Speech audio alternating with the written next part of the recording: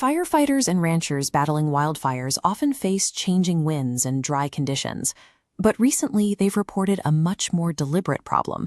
Their containment lines are being breached by a bird committing arson. This is happening across the remote tropical savannas of northern Australia, a massive ecosystem that routinely experiences intense seasonal burning. Within this fiery landscape, observers identified a primary suspect, the black kite. They also spotted the brown falcon. Both raptors are highly common across the Australian outback. Their method is highly calculated.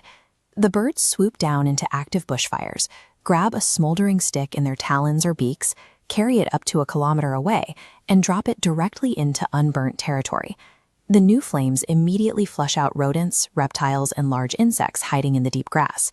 By deliberately spreading the fire, the birds manufacture an effortless open-air buffet.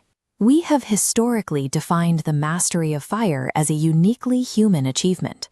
The anthropology textbooks place it right alongside tool-making and art.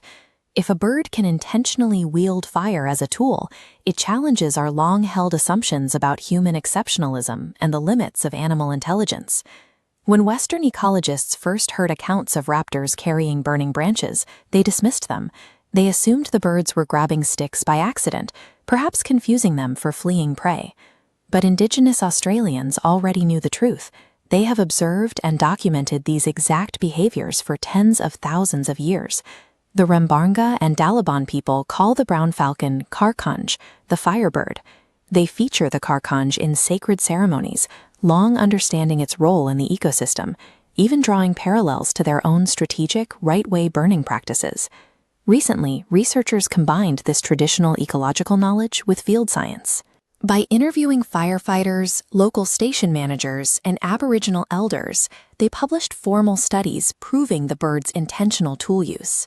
Western science spent decades ignoring Indigenous accounts of the firehawks. By doing so, they missed a crucial insight into how wild animals adapt to the most extreme environments on Earth.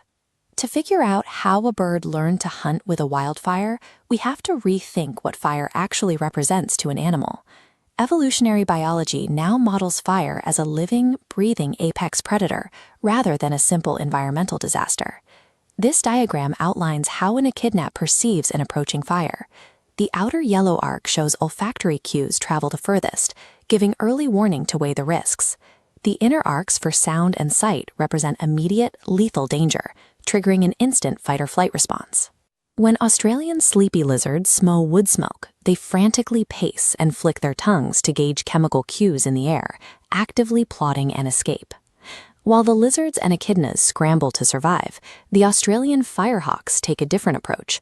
They have evolved to fly directly towards the threat, using the chaos to hunt alongside the predator. The firehawk represents a high point in fire adaptation. While other animals scramble to find safety, this bird has effectively tamed the environment's most destructive force for its own benefit. But the firehawk's mastery is incredibly rare. Across the globe, most species lack this deep evolutionary history with fire, a condition scientists call fire naivete. This visual breakdown shows fire naivete in lizards. Top panels represent level 1, animals completely lacking the evolutionary wiring to recognize fire. Lower panels show a mismatched defense, like climbing a tree to escape ground fire, only to be trapped by a crown fire. The Australian frilled-neck lizard faces this dilemma. It must evaluate the approaching blaze and decide, shelter in the branches or inside a fire-resistant termite mound. This decision-making process is becoming impossible for wildlife to navigate. Climate change is currently pushing Earth into the Pyrocene, a new geological epoch defined by global megafires. These megafires are aggressively expanding, pushing out of dry savannas and into historically damp, fire-free zones, where local wildlife populations are completely fire-naive. Because these animals do not know how to react to an unfamiliar predator, they are facing a brutal extinction bottleneck.